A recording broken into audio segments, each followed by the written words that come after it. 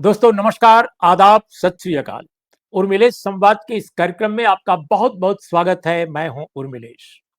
दोस्तों, हाल के दिनों में वीडी सावरकर अक्सर चर्चा में हो जाते हैं। उनकी शख्सियत, उनको लेकर विवाद और भारतीय जनता पार्टी की अगुवाई वाली सरकार अक्सर चाहती है कि वो चर्चा में रहें। अब इसके पीछे क्या वजह है, वो तो वही बता सकते हैं। लेकिन दोस्तों, वीडी सावरकर की चर्चा उनके कंटेम्पोररीज, उनके जो समकालीन लोग हैं, उन लोगों ने भी बहुत जमकर किया है।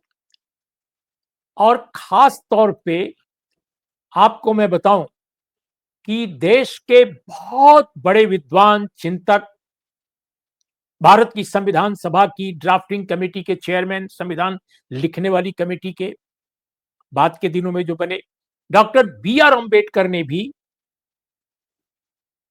सावरकर के बारे में काफी कुछ लिखा है।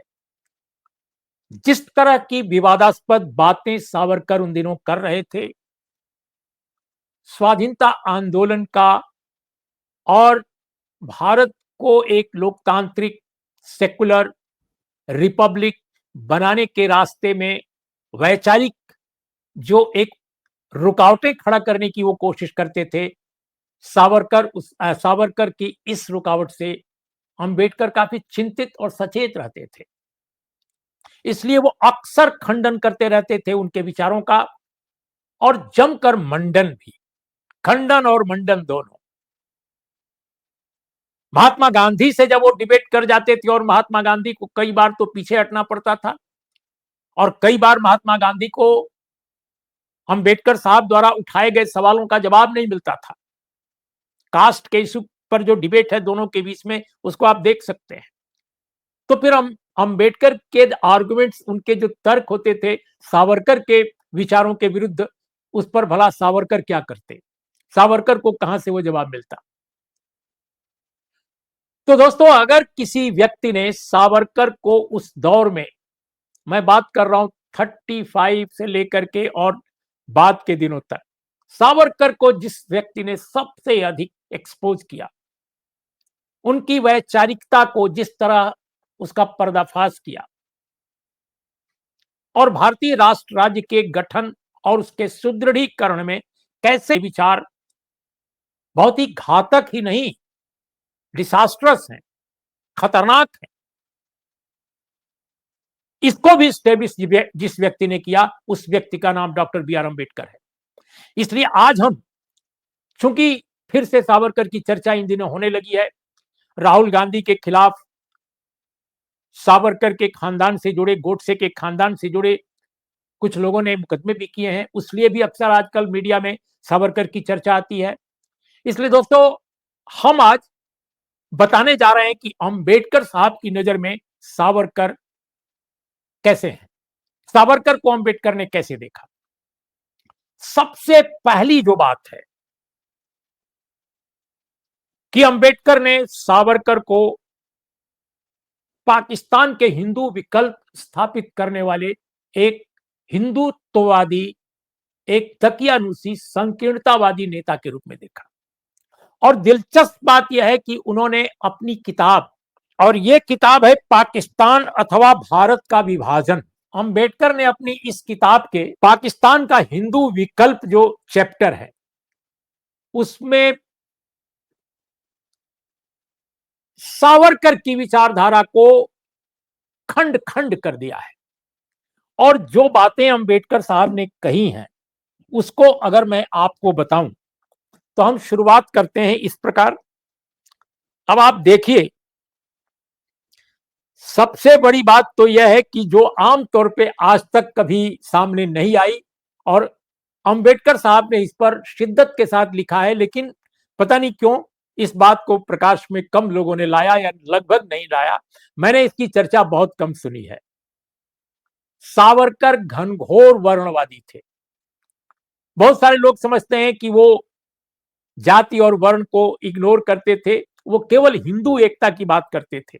लेकिन दोस्तों, वो कैसे एफर्मेटिव एक्शन, सकारात्मक कार्रवाई और आरक्षण के विचारों के विरुद्ध थे, यानी समानता, समता, इन मूल्यों के विरुद्ध थे।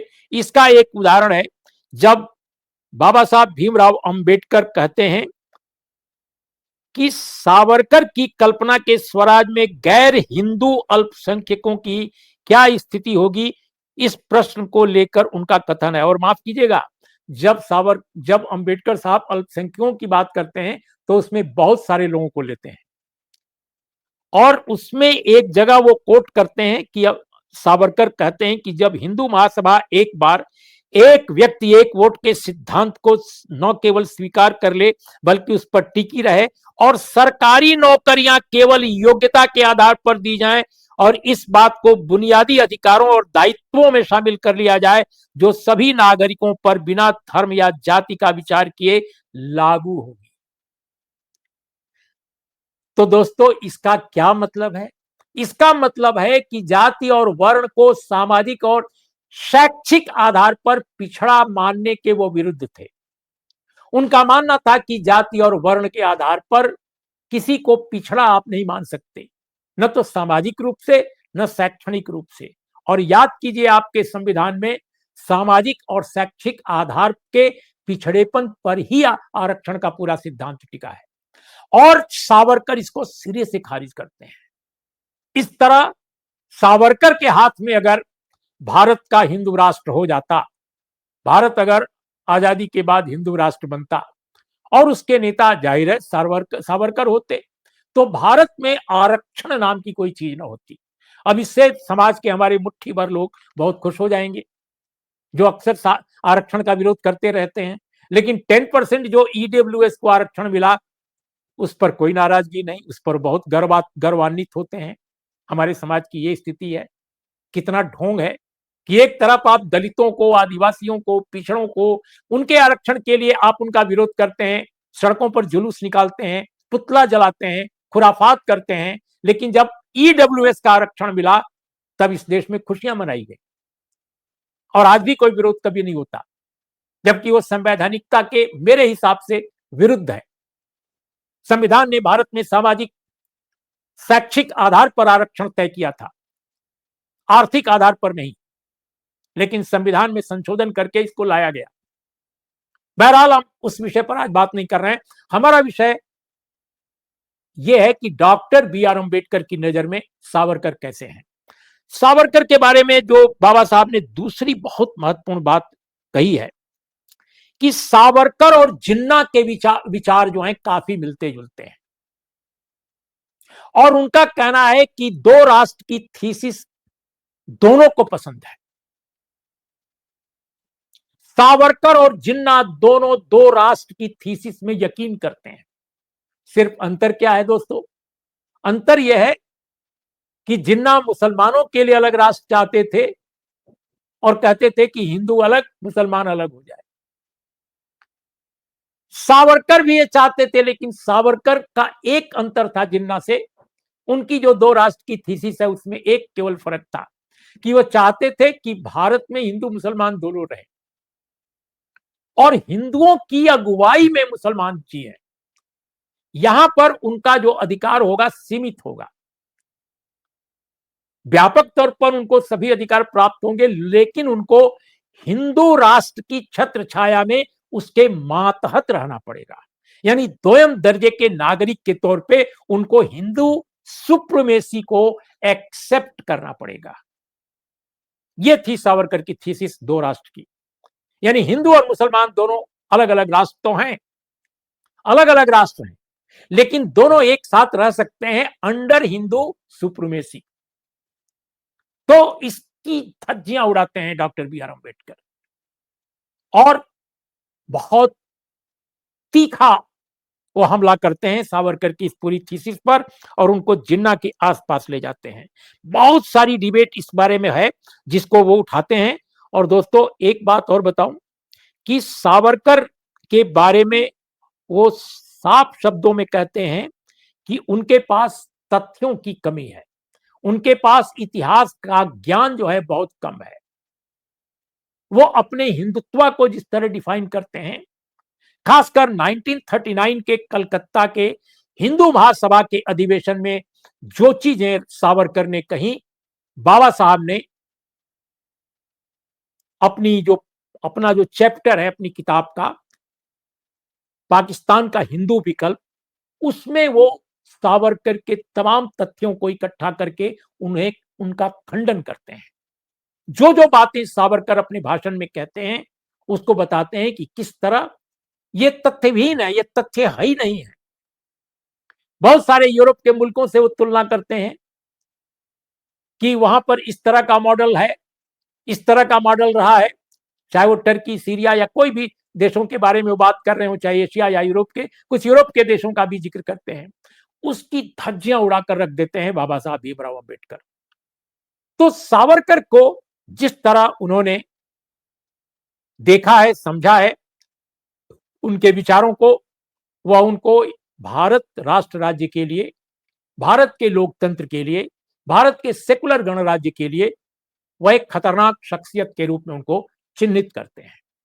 और दोस्तों, अगर आपको इस बारे में विस्तार से जानना हो तो मैं सजेस्ट करूंगा कि आप बाबा साहब डॉक्टर भीमराव अंबेडकर का जो संपूर्ण वांग्मय है, जिसको स्वयं भारत सरकार ने छापा है, उसके खंड 15 को जरूर पढ़ें। और खासकर जो पाकिस्तान अथवा भारत का विभाजन जो इसका शीर्षक है, उसमें पाकिस्तान का हिंदू विकल्प जो चैप्टर है उस पर नजर डालें। आपको बहुत सारी ऐसी जानकारियां मिल जाएंगी जो ये साबित करती हैं कि सावरकर के पास कोई ठोस विचारधारा नहीं थी। और बाबा साहब ये भी कहते हैं उनके बारे में कि एक राष्ट्र बनाम दो राष्ट्र के प्रश्न पर सावरकर और जिन्ना के विचार ऊपर से तो परस्पर विरोधी जरूर दिखाई देते हैं, लेकिन वो एक दूसरे से आंतरिक तौर पे मेल खाते हैं। ये फिर जिन्ना से उनकी तुलना करते हैं। और दोस्तों, किस तरह का हिंदुत्ववाद सावरकर के ऊपर हावी था, इसका उदाहरण है कि जब ट्रावनकोर स्टेट को, केरल का, उसको जब भारतीय राष्ट्र राज्य में मिलाया जाने लगा तो उसका सावरकर ने विरोध किया था। क्यों विरोध किया था? क्योंकि ट्रावनकोर जो है वो हिंदू राष्ट्र, एक हिंदू हिंदू राजा वहां राज करता था, वो ये नहीं चाहते थे कि ये भारत में मिले। तो इस तरह की उल जलूल बातें सावरकर किया करते थे। और यही कारण है, उनके माफीनामे पर मैं नहीं जा रहा हूं, वो बहुत प्रचारित तथ्य है, बहुत प्रचारित तथ्य है। लेकिन आपको बताऊं, चूंकि महात्मा गांधी की नृशंस हत्या के वो एक अभियुक्त थे और तकनीकी आधारों पर कुछ साक्ष्यों की कमी से उनका बचाव हो गया, इसीलिए जब उनको अटल बिहारी वाजपेयी की सरकार ने राष्ट्रपति को भेजा कि इनको भारत रत्न हम देना चाहते हैं, आप मंजूरी दें, तो उस समय के जो राष्ट्रपति थे, देश के पहले दलित राष्ट्रपति और बहुत विद्वान राष्ट्रपति के.आर. नारायणन ने उसे सिरे से खारिज कर दिया। और उन्होंने फाइल को लौटाया नहीं, उन्होंने वाजपेयी जी से बात की और कन्विंस किया कि क्यों राष्ट्र राज्य के लिए ये अच्छा फैसला नहीं होगा कि आप सावरकर जैसे व्यक्ति को भारत रत्न देते हैं, ये उचित नहीं होगा। और दिलचस्प बात यह है कि वाजपेयी जी ने मान लिया और इसके बाद फिर कभी भारत रत्न देने की बात उन्होंने नहीं की। लेकिन अब भारत रत्न उनको भविष्य में मिलेगा नहीं मिलेगा, इस पर मैं अटकल नहीं लगाऊंगा। लेकिन जो भारत के विरुद्ध सोचते थे, भारत के गणराज्य के विरुद्ध, भारत के एक एक सेकुलर डेमोक्रेटिक गणराज्य बनाने के विरुद्ध उनकी कल्पना थी भारत के बारे में, एक हिंदू राष्ट्र, एक हिंदुत्व राष्ट्र, अपर कास्ट की सुप्रीमेसी जहां हो, क्योंकि हिंदू धर्म में सुप्रीमेसी किसकी है? अपर कास्ट की है। हिंदुत्व की सुप्रीमेसी किसकी है? अपर कास्ट की है। तो उसको जहां केंद्रित करने वाला व्यक्ति हो, इस तरह का केंद्रीकरण सोच के स्तर पर, उसे भारत का रत्न आप कैसे बना सकते हैं? और इसीलिए दोस्तों, डॉक्टर बी.आर. अंबेडकर के शब्दों में वी.डी. सावरकर को सिरे से उन्होंने खारिज किया और बताया कि कैसे जिन्ना और उनकी थीसिस में काफी समानता है, थोड़े बहुत अंतर के बावजूद, और ये भारत के लिए व्यवहारिक नहीं है और भारत के लिए सैद्धांतिक रूप से भी सही नहीं है। तो आज इतना ही। नमस्कार, आदाब, सत श्री अकाल।